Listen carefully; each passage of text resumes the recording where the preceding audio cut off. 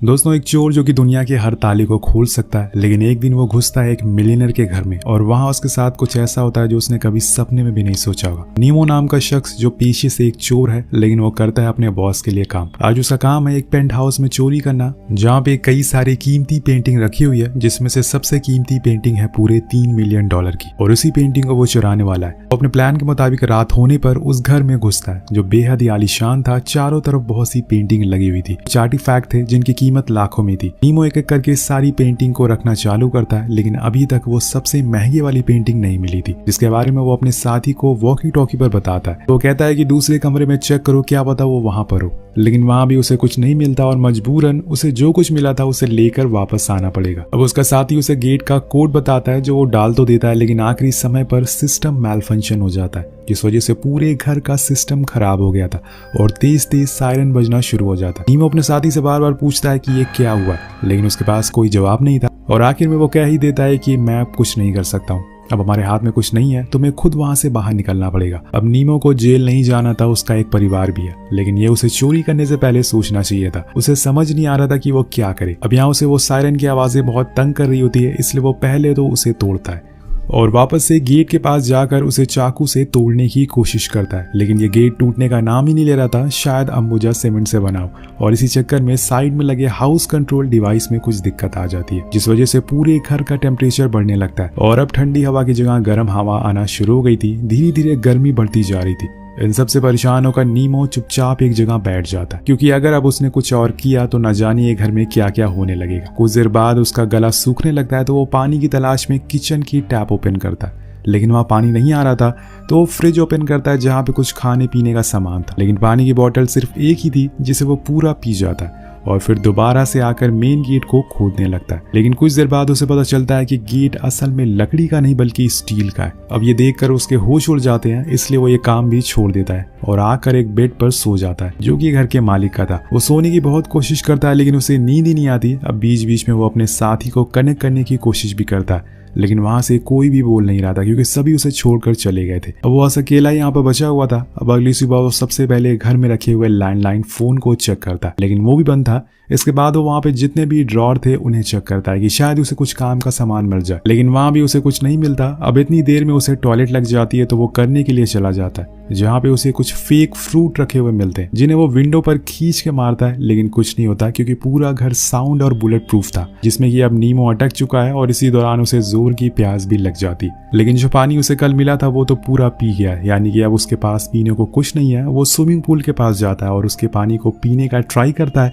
लेकिन अगर वो पानी पीने लायक होता तो स्विमिंग पूल में क्यों होता। नीमो फौरन उसे मुंह से निकाल देता है, क्योंकि वो बहुत ही कड़वा था। और अब यहाँ उसे पता चलता है कि उसके शरीर से बड़ी गंदी बदबू आ रही है, तो वो उसे पानी से खुद को साफ करता है और इसके बाद वो एक्वेरियम के पानी को पीने का ट्राई करता है, लेकिन वो भी बेकार था। देन वो टैप को ऑन करता है, वो भी कुछ नहीं था। यहाँ नीमो को अब गुस्सा आने लगा था और वो इरिटेट होने लगा था, लेकिन आखिर में उसके दिमाग में फ्रिज आती है, जिसमें से वो जमे हुए बर्फ को बाहर निकालता और उसे चूसने लगता है, जिससे उसे थोड़ी तो राहत मिलती है, लेकिन पूरी प्यास नहीं बुझती। कुछ देर बाद वो सारे बर्फ पिघल जाएंगे और तब नीमो क्या करेगा। अब वो घर के सारे फर्नीचर टेबल को लाकर एक जगह पर इकट्ठा कर देता है, क्योंकि उसके दिमाग में एक आइडिया आया था, क्यों ना वो घर की छत पर जाए और वहां से किसी मदद के लिए पुकारे। लेकिन वहां तक पहुंचना इतना आसान नहीं था, क्योंकि छत बहुत ही ऊंची थी और इतना सब ट्राई करने के बाद वो एक बार फिर जाकर उसी हाउस कंट्रोल सिस्टम को चेक करता है, क्या पता शायद घर का टेम्परेचर चेंज हो जाए, लेकिन कोई फायदा नहीं था।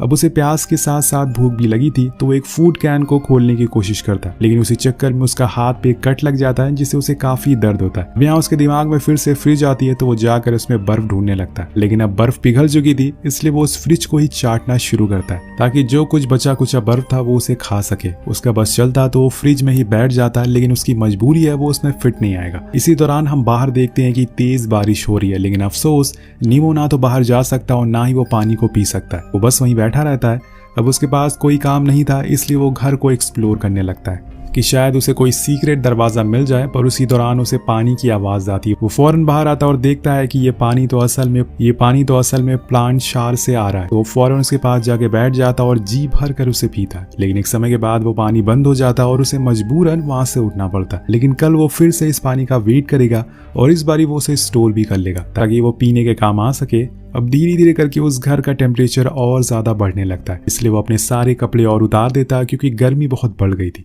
जिसके बाद जितने बचे हुए फर्नीचर थे वो उन्हें इकट्ठा करने लगता है ताकि वो उसे छत तक पहुंच सके, और इस बारी वो ऐसा करने में सफल भी हो जाता है। वो छत को देखकर पता चलता है कि आखिर यहाँ से कैसे बाहर निकला जा सकता है, पर उसके लिए उसे कुछ स्क्रू ड्राइवर की जरूरत पड़ेगी। और इसी दौरान उसकी नजर घर में लगी टीवी पर पड़ती है, जहाँ पर सीसीटीवी फुटेज आ रही थी जिसमें एक मेड बाहर झाड़ू लगा रही थी। तो नीमो फौरन कपड़े पहनकर गेट के पास पहुंच जाता है और उसे आवाज लगाने लगता है, लेकिन अफसोस उसकी आवाज कोई सुन नहीं पाता क्योंकि उसने हेडफोन लगा रखे थे। वैसे भी वो घर पूरा साउंड प्रूफ है, जो नीमो जितना भी चिल्ला ले उसकी आवाज बाहर नहीं जाने वाली थी, इसलिए वो वापस आकर हताश होकर बैठ जाता है। लेकिन तभी वो कुछ ठंडी हवाएं महसूस करता है जो कि एयर वेंटिलेशन से आ रही थी। दरअसल यहाँ वो देखता है कि हाउस कंट्रोल डिवाइस में अपने आप ही टेम्परेचर चेंज हो गया है, इसलिए अब वो पूरे घर को धीरे धीरे ठंडा होना चालू हो गया था। यहाँ नीमो जी भर के सबसे पहले तो ठंडी हवाओं को महसूस करता है और फिर आराम से उस पूल में नहाता है। इतना टाइम बिताने के बाद उसे अब धीरे धीरे यहाँ पर अच्छा लगने लगा था। उसे शायद ये पता चल गया था कि वो यहाँ से बाहर नहीं निकल सकता है,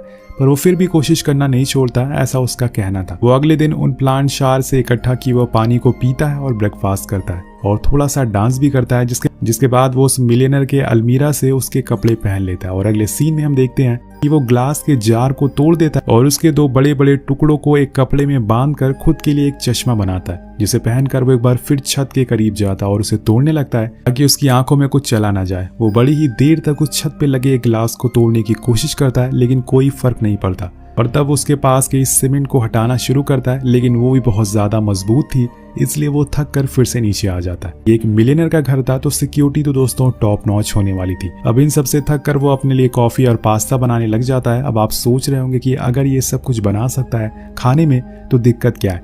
तो दोस्तों ऐसा कुछ नहीं है। नीमो सिर्फ पानी में पास्ता बना रहा था और ठंडे पानी में कॉफी बना रहा था। जिसके बाद वो टीवी के सामने बैठ जाता और सीसीटीवी में लोगों को आते जाते देखता रहता है।